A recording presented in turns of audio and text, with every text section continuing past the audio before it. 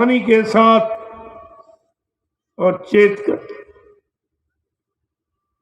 सत्संग चेत कर सुनो और भजन जाग कर करो।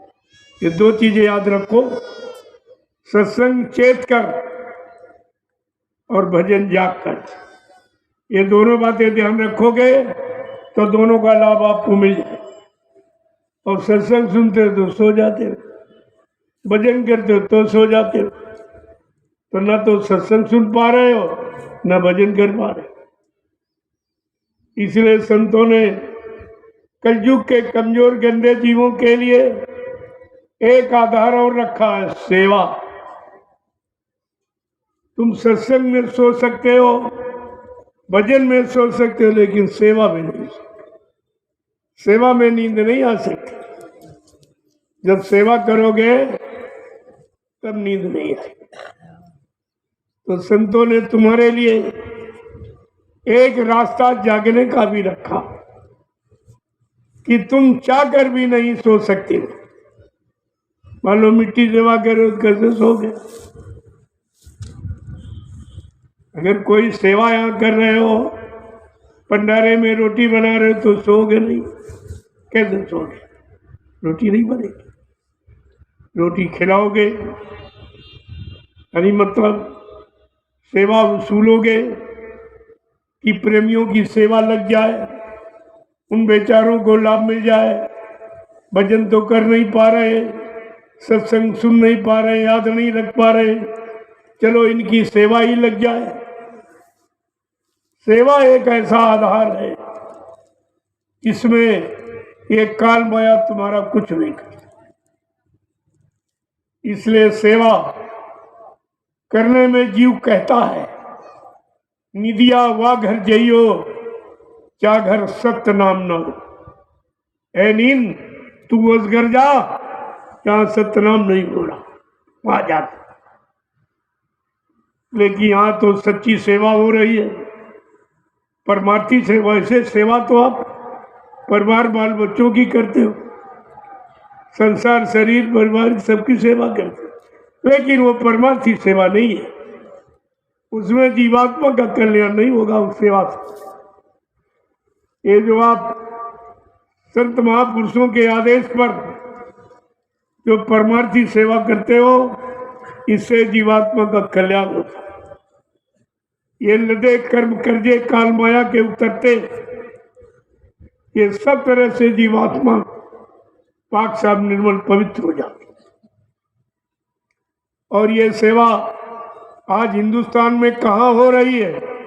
परमार्थी सेवा केवल नैमिषारण में, और कहीं नहीं। कोई नहीं करा रहा, किसी को परमार्थी सेवा मालूम ही नहीं, और परमार्थी सेवा का लाभ क्या ये भी नहीं मालूम। ये सेवा केवल आज नैमिषारण, जो 88,000 ऋषियों की तपोभूमि है, वहां पर ये सेवा। क्योंकि नैमिषारण के बारे में रामचरितमानस भी कहती है, तीर्थवर नैमिष विख्याता, अति पुनीत साधक सुखदाता।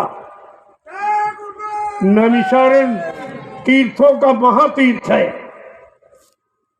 अति पुनीत, इतनी पावन पवित्र है, जहां पर 88,000 ऋषियों ने तपस्या की। तो कहते इस भूमि का लाभ किसको मिलेगा? कहते पंडा पुजारियों को नहीं, किसको मिलेगा? साधक सुखदाता। जब इस भूमि पर किसी संत के साधक नाम की साधना करने आएंगे, इस भूमि का लाभ उनको मिलेगा। इसलिए प्रेमियों, नैमिषारण ये पावन पवित्र भूमि का चुनाव तुम्हारे लिए किया गया कि आपका कल्याण, आपकी जीवात्मा का कल्याण, आपके कर्म कर्जे का भुगतान परमार्थी सेवा के द्वारा नैमिषारण जैसी पावन पवित्र भूमि से होगा। और विश्व में कहीं ऐसी भूमि नहीं जहां 88,000 ऋषियों ने मिलकर तपस्या की हो, ऐसी भूमि कहीं नहीं। इसलिए जब 1997 में जो पुराने प्रेमी होंगे उन्हें मालूम होगा कि गुरु पूर्णिमा का कार्यक्रम बाबा जी ने वहीं किया था, गोमती नदी के किनारे 1997 में। ये 10 दिवसीय कार्यक्रम था, 10 जुलाई से 23 जुलाई तक।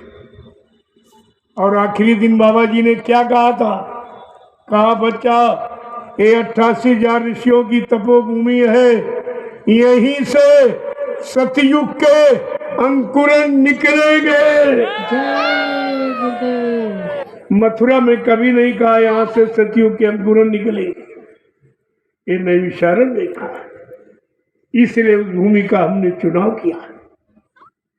यहाँ कोई बगैर आदेश के काम नहीं होता, लेकिन तुम आदेश को भूल गए हो, इसीलिए तुम्हें शंका हो रही है कि नैमिषारण्य का ये बार बार जिक्र क्यों किया जा रहा है, नैमिषारण्य को आगे क्यों रखा जा रहा है। अगर आपको बात बाबा जी की मालूम होती तो कभी शंका नहीं करती। तुम भूल गए हो, इसलिए मैं बार बार याद कराता हूँ। 1997 को याद करो, 97 में कहा था। तो अंकुरन कोई आसमान में थोड़ी निकलेंगे, जमीन में ही निकलेंगे। सारा आधार जमीन है, इसलिए मैंने 88,000 ऋषियों की तपोभूमि का मैंने चुनाव किया है। यहीं से साधकों का काम होगा। जो साधक यहाँ पर नाम की कमाई करेंगे, उनको 88,000 ऋषियों की तपस्या का लाभ मिलेगा।